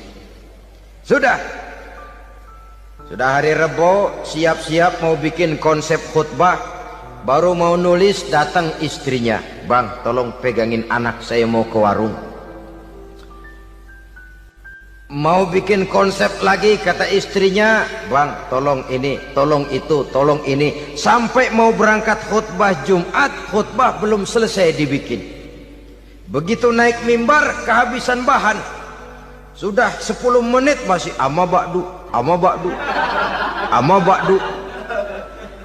Ini yang dengar heran, ini orang kok bicaranya bisa cuma amat sama badu saja. Di situ kelihatan saudara-saudara betapa peran serta istri yang walaupun tidak kelihatan oleh pandangan mata yang zahir, tapi teramat sangat menentukan. Sekali lagi, tidak ada seorang suami bisa sukses jadi apapun dia tanpa peran serta istrinya di rumah. Tidak ada kemajuan yang bisa diperoleh kalau tidak karena peran serta istrinya di rumah. Tidak ada kesuksesan yang bisa diraih tanpa keikutsertaan daripada istrinya di rumah. Walaupun suaminya yang dikenal orang, suaminya yang dipuji orang, suaminya yang disanjung orang, bagian besar tetaplah saham dan andil daripada istrinya yang di rumah itu. Ini makna an-nisa imadul bilad. Wanita adalah tiang negara. Jikalau baik wanita, baik negara. Jikalau rusak wanita, hancur negara. Karena wanita, negeri Sabah menjadi terkenal, tentram, aman, wawasan politiknya luas. Seorang semacam Cleopatra bisa menaklukkan Julius Caesar. Dan begitu selanjutnya. Banyak cerita-cerita betapa wanita yang berperan di belakang layar ini bahkan bisa menggoyangkan negara. Bahkan yang paling dekat saja contoh dengan kita, Senator Gary Hart. Saudara masih dengar tentu itu. Betapa harus terpaksa mengundurkan diri dari pencalonan presiden Amerika karena kasusnya dengan Donna Rice itu, dengan hostess itu. Betapa di sini seorang perempuan atau seorang wanita sanggup membongkar seseorang yang punya masa depan ceria untuk menuju kursi kepresidenan dari suatu negara adidaya seperti Amerika, bisa gagal berantakan karena skandalnya itu. Apa penyebabnya? Wanita. Tapi wanita juga bisa menyebabkan menjadi cambuk majunya laki-laki. Wanita juga bisa menghancurkan dan mengubur laki-laki. Saudara hadirin yang saya muliakan, ia memang kelihatannya makhluk yang lemah, tapi di balik kelemahannya itu sesungguhnya dia bisa menelan laki-laki yang bagaimanapun besarnya. Saudara-saudara kaum muslimin rahimakumullah, terutama ibu-ibu yang saya hormati, jadi peranan yang pertama wanita sebagai seorang istri. Yang kedua, wanita sebagai ibu. Ini juga sangat besar pengaruhnya dalam membentuk generasi masa yang akan datang. Bapak, oleh karena kesibukan tugasnya, tentu lebih banyak di luar rumah. Yang nyaris 24 jam di rumah itu ibu. Bagaimana dia merawat anaknya, bagaimana dia menaruh perhatian terhadap anaknya, bagaimana ia melimpahkan kasih sayang kepada anak-anaknya, akan membentuk kepribadian anak dan artinya membentuk generasi yang akan datang. Kalau seorang ibu sudah cuek-cuek saja kepada anaknya, padahal Quran mengatakan al-jannatu tahta aqdamil ummahat, surga di bawah telapak kaki ibu. Hadis ini bisa kita artikan macam-macam. Pertama, anak tidak akan mendapat kebahagiaan tanpa ridho daripada ibunya. Kedua, ibu adalah wanita agung yang harus ditaati. Ketiga, neraka atau surga anak bergantung kepada ibu, bagaimana dia mewarnai anak. Kalau ibunya cuek-cuek saja sama anaknya, dan sering jadi contoh klasik, kalau anak ayamnya beduk maghrib belum pulang, satu RT dicariin, hansip diundang, kalau perlu dan ramil dilaporin. Tapi kalau anak gadisnya jam 12 tengah malam belum pulang, ibu tenang-tenang saja Pak. Tidak tergerak dan tidak tertarik hatinya. Ya tentu tidak semua. Kalau sudah begitu, bukankah hakikatnya ibu sudah menciptakan neraka buat anaknya sendiri? Khalil Gibran dalam satu tamsil yang indah pernah mengatakan, kalau kita diberikan sebutir mutiara, sebutir intan, dan intan itu sebutirnya sebesar telur ayam, benda yang sangat langka dan berharga, tentu kita sayang intan atau mutiara itu. Kita jaga baik-baik, kita simpan dalam kotak, kotaknya kita kunci, kotak itu kita simpan di dalam lemari, lemarinya kita kunci lagi, lemarinya ada di dalam kamar, kamarnya pakai pintu, pintunya kita kunci lagi. Kamar itu ada dalam rumah, rumahnya pakai pintu, dikunci lagi. Kemudian rumahnya pakai pintu gerbang besar, gerbangnya juga digembok lagi. Untuk menjaga intan itu jangan sampai hilang, begitu usaha kita berlapis-lapis. Dan intan itu sudah diberikan kepada kita, kata Khalil Gibran. Apa dia? Anak-anak yang diamanahkan Allah kepada kita. Itu intan-intan mahal, itu mutiara-mutiara pilihan yang dititipkan dan diamanahkan untuk kita jaga sebaik-baiknya. Haruskah dia sia-sia di tangan kita? Haruskah dia merana jatuh di tangan ibu yang tidak punya tanggung jawab? Saudara hadirin yang saya muliakan, oleh karenanya peranan sebagai ibu ini sangat menentukan bagi pembentukan generasi yang akan datang. Salah ibu mengarahkan anak, akan lahir generasi mendatang yang tidak kita harapkan. Sehingga Nabi bersabda, kullu mauludin yuladu 'alal fitrah fa abawaihi yuhawwidanihi aw yunassiranihi aw yumajjisanihi. Setiap bayi dilahirkan dalam keadaan suci, setiap bayi dilahirkan dalam keadaan bersih, tidak punya dosa. Islam tidak mengenal dosa warisan. Semua saja bayi lahir dalam keadaan suci dan bersih. Kalau demikian lalu bagaimana? Kata Nabi, ibu bapaknya lah yang kelak akan menjadikan anak itu sebagai Yahudi, yang kelak menjadikan itu anak itu sebagai Nasrani, atau menjadikan anak itu sebagai Majusi. Ibu bapaknya yang mewarnai anak. Ibaratnya anak itu kertas putih, mau ditulis tinta hijau warnanya hijau, mau ditulis tinta merah warnanya merah, mau ditulis tinta hitam pun warnanya hitam. Oleh karena itu pembentukan anak yang soleh secara mental sesungguhnya sudah diwarnai oleh kebiasaan ibu bapak dalam pergaulan di rumah tangganya secara mental. Sehingga dengan demikian saudara-saudara, salah kaprah ibu dalam mengarahkan anak-anaknya akan melahirkan generasi penerus yang sungguh-sungguh tidak kita harapkan, dan pada gilirannya akan membahayakan perkembangan bangsa dan negara, membahayakan kita sebagai suatu umat. Apalagi sekarang ini masih banyak orang-orang muslim, orang-orang tua muslim yang kadang-kadang menyekolahkan anaknya di sekolah yang membahayakan akidahnya, mematikan imannya, menghancurkan tauhidnya. Pokoknya asal bonafid keluar sekolah ada jaminan lapangan kerja, perkara anak mau kafir mau murtad bukan urusan. Alangkah ironi dan sangat menyedihkan. Saudara-saudara yang saya hormati, jadi dari segi kaum wanita peranan ibu sangat besar. Dari segi anak, ketaatan kepada ibu, doa restu ibu akan membawa kepada kebahagiaan hidup. Doa ibu mustajabah, kutukan ibu manjur.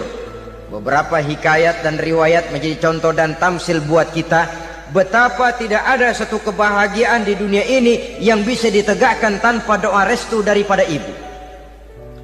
Pantas kalau dalam Al-Quran ada ummul kitab, ibunya atau induknya kitab. Tiap negara punya ibu kota, bapak kota tidak ada. Lalu lagi wawasan Nusantara disebut ibu pertiwi, bapak pertiwi kemana tahu. Saudara hadirin yang saya muliakan, lalu dalam peringatan hari-hari besar nasional ada yang namanya Hari Ibu. Hari bapak nggak pernah diperingati.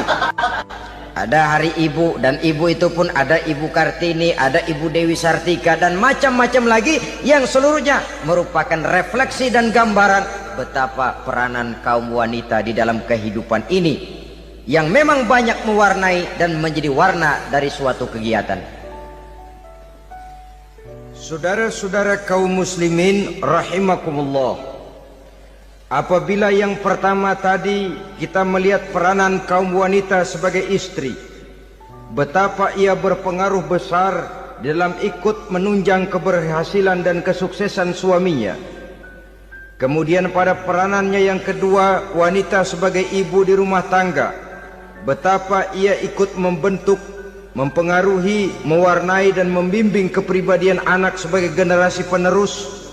Maka pada peranan yang ketiga ini kita akan melihat wanita sebagai social agent, sebagai penggerak kegiatan sosial di berbagai bidang kehidupan. Apakah itu bernama majelis taklim, apakah itu bernama perkumpulan dan yayasan-yayasan kemanusiaan, organisasi-organisasi yang bergerak di bidang pendidikan, bahkan di zaman sekarang bukan hanya menjadi penggerak sosial, bahkan sudah banyak kaum wanita yang menggerakkan satu bangsa. Dunia mengenal Margaret Thatcher, dunia mengenal Indira Gandhi, dunia mengenal Bandara Naike, dunia mengenal Corazon Aquino, dunia mengenal Golda Meir dulu itu dari Israel. Dunia mengenal Imelda Marcos yang ambisius, tapi yang kemudian melangkah kepada jalan yang negatif dari tujuan semula. Ini bukan hanya sekedar social agent, tapi bahkan sudah mengarah kepada menggerakkan dan mewarnai suatu bangsa. Islam membuka pintu ke arah itu. Wanita duduk dan berfungsi sebagai social agent, mengurus berbagai macam perkumpulan yang bertujuan kepada kebajikan, menyantuni yatim piatu, memelihara kesehatan, menyayangi binatang, memelihara kelestarian lingkungan dan lain sebagainya. Islam membukakan pintu sepanjang peranan sebagai istri dan sebagai ibu tidak diabaikan. Ini sebab yang utama. Salah seorang perempuan, kaum wanita, kalau terlalu aktif berorganisasi, terlalu aktif bermasyarakat, terlalu aktif dalam berbagai macam perkumpulan, lalu melupakan tugas utamanya sebagai istri dari suaminya, sebagai ibu dari anak-anaknya. Ibu asik rapat sana rapat sini, anak tidak pernah diajak rapat, akhirnya si anak bikin perkumpulan sendiri, rapat menurut versi mereka, sehingga akibatnya yang timbul anak merasa kurang diperhatikan oleh ibunya. Ngaji bagus, tapi kalau sepanjang hari ngaji saja, suami pulang mau makan tidak ada makanan, mau berganti pakaian belum lagi ditriska pakaiannya, tentu ini melupakan fungsi yang utama. Kegiatan sosial, kegiatan di organisasi adalah jadwal kegiatan setelah fungsi sebagai istri dari suami, sebagai ibu dari anak-anak dilaksanakan dengan sebaik-baiknya. Bukan tidak baik ngaji, kalau dari ngaji ke ngaji saja. Bangun tidur ngaji, jam 7 ngaji, berangkat jam 11, sholat zuhur berangkat ngaji lagi, pulang sore, malam ngaji lagi. Suami tidak terurus, anak-anak pun terbengkalai, rusaklah rumah tangga. Dan bukankah satu bangsa terdiri dari satu tatanan masyarakat, dan tatanan masyarakat yang paling kecil bernama keluarga. Keluarga merupakan unit dari masyarakat, unit yang terkecil, dan keluarga terdiri dari pribadi-pribadi yang merupakan bapak, ibu, dan anak-anak. Sehingga masyarakat bangsa yang baik terdiri dari masyarakat yang baik. Masyarakat yang baik tersusun dari keluarga-keluarga yang baik, dan keluarga yang baik akan muncul dari pribadi dan individu yang baik. Pribadi dan individu yang baik yang sadar mana kewajiban yang primer, mana kewajiban yang sekunder. Sebagai social agent, dia lalu mawas diri dengan tetap mempertimbangkan kodrat kewanitaannya itu tadi. Saya ikut prihatin kalau ada perempuan main sepak bola. Dan saya yakin betul kalau perempuan main sepak bola, yang nonton pasti bukan nonton bola. Ya mungkin bola juga, tapi bola yang mana? Itu wallahu a'lam. Ya dicari olahraga yang sesuai dengan kodrat kewanitaan begitu. Dicarilah olahraga yang sesuai dengan kodrat kewanitaan. Sepak bola sudah maju, ya belakangan saya katakan tadi muncul lagi wanita angkat besi.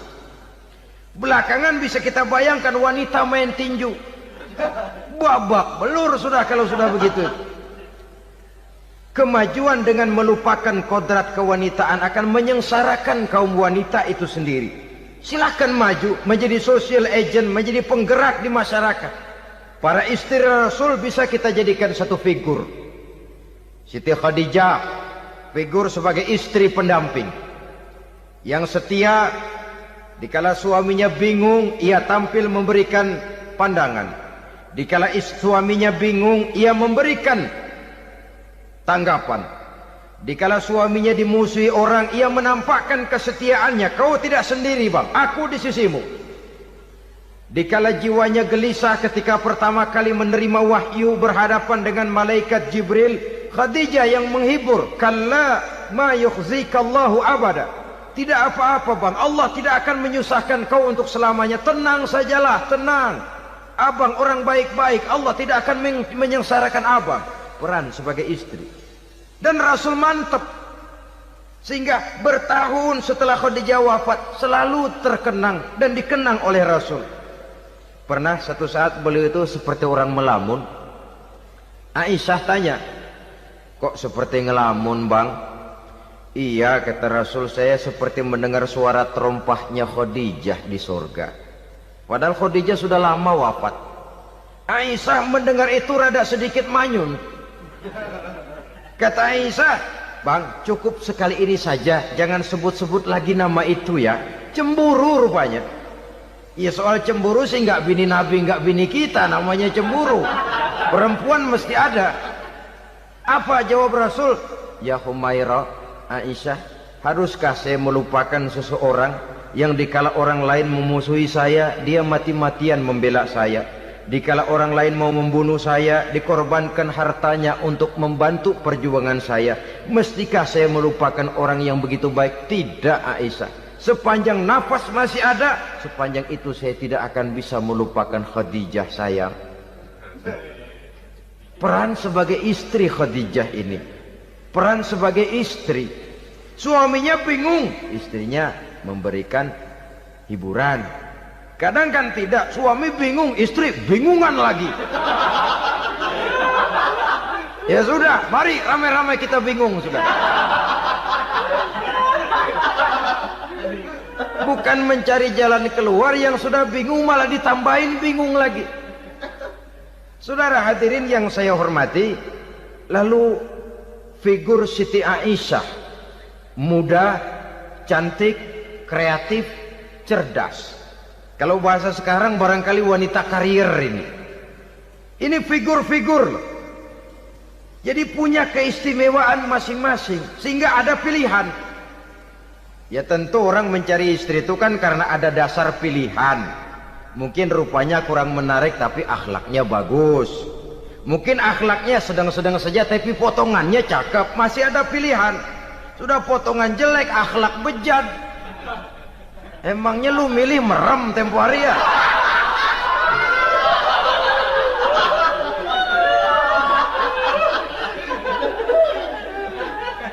Sudah nggak ada pilihan apa-apa. Lalu ada istri yang punya keistimewaan karena sifatnya yang sabar. Ada yang wataknya itu pemurah. Ada yang sifatnya itu belas kasih. Pendeknya, dari istri-istri Rasul kita bisa menemukan figur-figur wanita teladan. Sehingga keliru kalau kaum orientalis barat mengatakan Rasulullah itu katanya sesungguhnya adalah seorang seks mania, istrinya banyak. Oh ini memang bajingan ini orientalis ini. Kalau Rasulullah itu seorang seks mania, tentu yang dinikahinya itu pertama jelas gadis semua, yang kedua tentu cantik-cantik semua. Dari istri-istri beliau yang dikawininya dalam keadaan gadis cuma Siti Aisyah. Selebihnya janda. Apa pertimbangannya? Menyantuni yatim-yatimnya, mengayomi janda-janda yang ditinggal suaminya gugur di medan perang, untuk memperkuat keimanannya. Itu pilihan utama Rasul. Kita sekarang ini ya ngakunya sih ikut sunnah Rasul, cuma sunnahnya urusan kawin melulu. Ada duit sedikit, kawin maning, kawin maning. Ditanya orang kenapa kawin melulu, sih mas sunnah Rasul. Bukan main. Kalau sudah urusan kawin pahlawan betul sunnah Rasul. Padahal kawin lagi dalam Islam itu sungguh pun boleh, tapi tidak diperintah. Tidak diperintah, memang cuma boleh. Itu kalau dalam pesawat itu cuma semacam emergency exit lah ya. Yang tidak boleh sembarang waktu bisa dibuka. Kalau memang sanggup berlaku adil, tafadhol. Kalau tidak, satu juga nggak habis. Lagian saya kira perempuan itu kan cuma perbedaan rupa saja, perbedaan selera saja. Seperti singkong dengan sate, bedanya kan cuma di tenggorokan. Kalau sudah masuk ke perut, kenyangnya kan sama. Perempuan cuma berbeda dalam selera, rasanya barangkali ya, barangkali.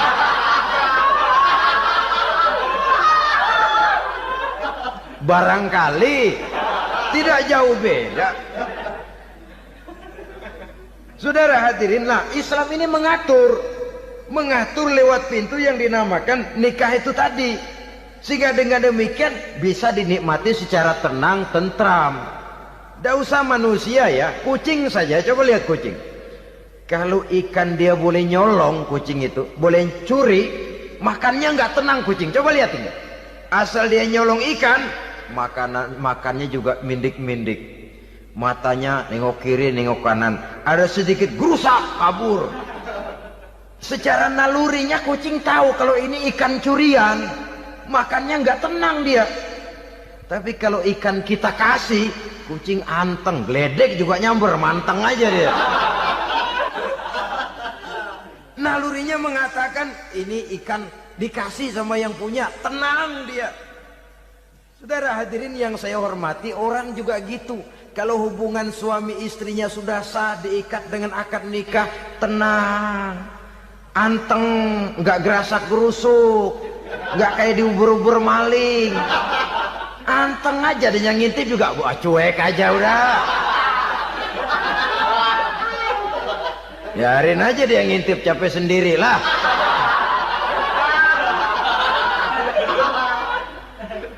Tapi kalau nyuri-nyuri, coba lihat dah. Mana di kebun banyak nyamuk, ansip mukul tiang listrik, dia yang bingung. Islam ini sesungguhnya memudahkan jalan, saudara-saudara. Jadi sebagai social agent, wanita bisa berperan untuk itu. Apalagi untuk hal-hal yang menyangkut wawasan kemanusiaan, di mana kaum wanita karena emosinya lebih tinggi daripada kaum laki-laki, dia sangat peka terhadap masalah-masalah yang menyangkut kemanusiaan. Hatinya mudah tergugah, perasaannya cepat terenyuh. Dengan penderitaan dia cepat tergugah.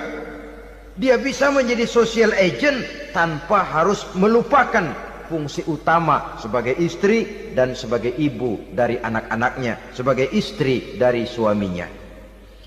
Saudara hadirin yang saya muliakan, dahulu Al-Quran pernah menceritakan betapa istri-istri pembesar di istana mewah di zaman Nabi Yusuf, kalau istilah sekarang nyonya-nyonya jet set, nyonya-nyonya VIP, betapa mereka mau memporak-porandakan keimanan seorang pemuda seperti halnya Nabi Yusuf alaihi salam.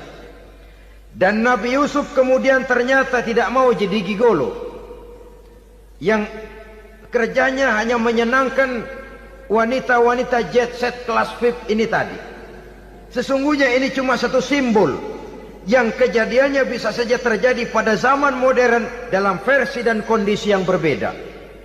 Namun bagaimanapun juga, wanita dengan peranannya sebagai social agent, sebagai penggerak masyarakat, sangat besar pengaruhnya dalam ikut mewarnai perkembangan suatu negara. Seorang suami perlu memberikan dorongan kalau istrinya aktif di bidang sosial, asal dengan catatan saja, fungsi sebagai istri, fungsi sebagai ibu jangan sampai terlantar karenanya.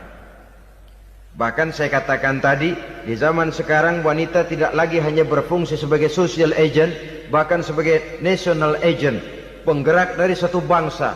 Muncul wanita-wanita yang jadi menteri, yang jadi anggota DPR, bahkan yang jadi kepala desa dan lain sebagainya.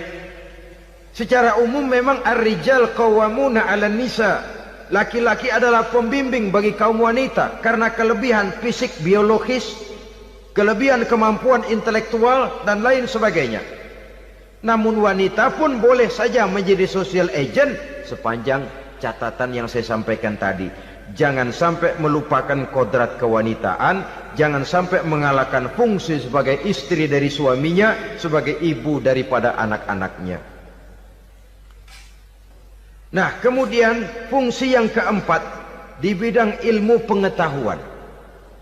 Islam memberikan kesempatan yang sama kepada kaum wanita. Thalabul ilmi faridatun ala kulli muslimin wa muslimatin. Menuntut ilmu itu wajib hukumnya bagi orang Islam, baik laki-laki maupun perempuan.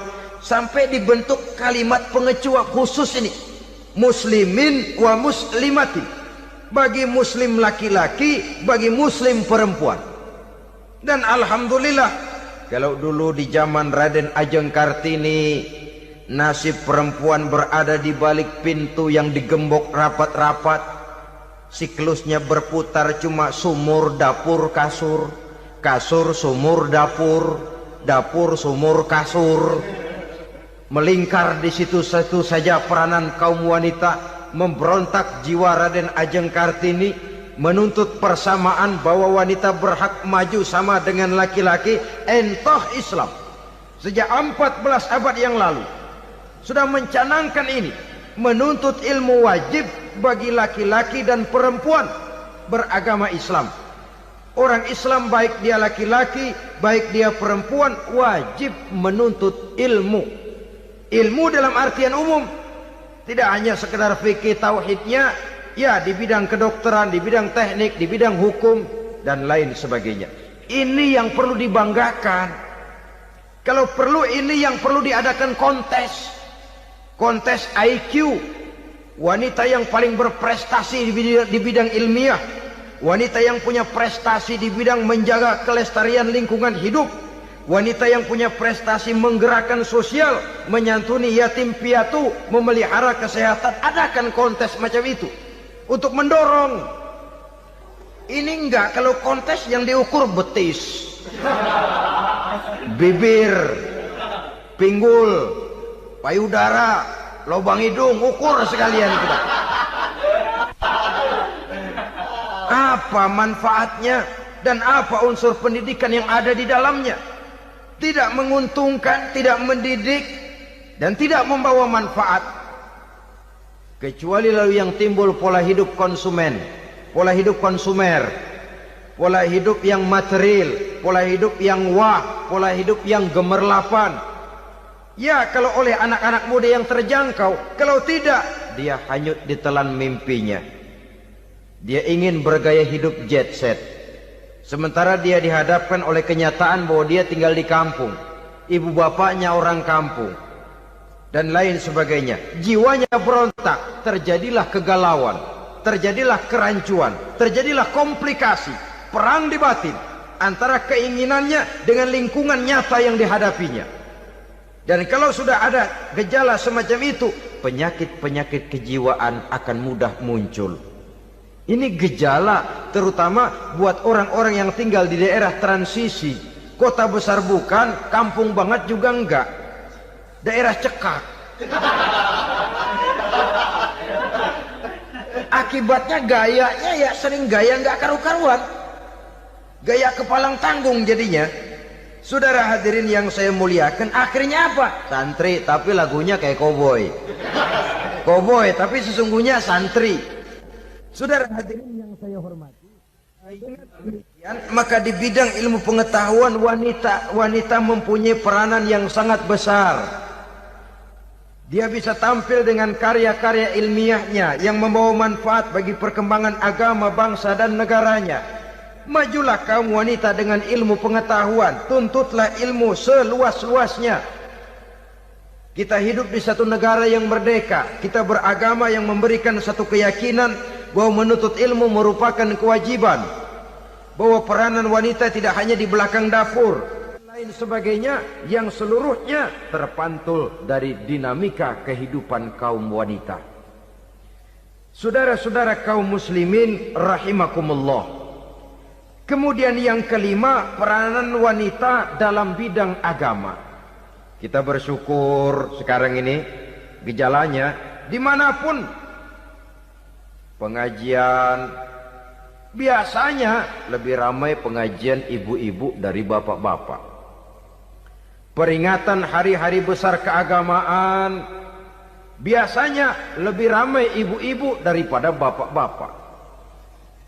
Pengajian ibu lebih ramai, padahal kalau bicara sibuk, lebih sibuk ibu daripada bapak misalnya. Kalau sudah pengajian bapak-bapak, biasanya pengajiannya ramai cuma 3 giliran itu.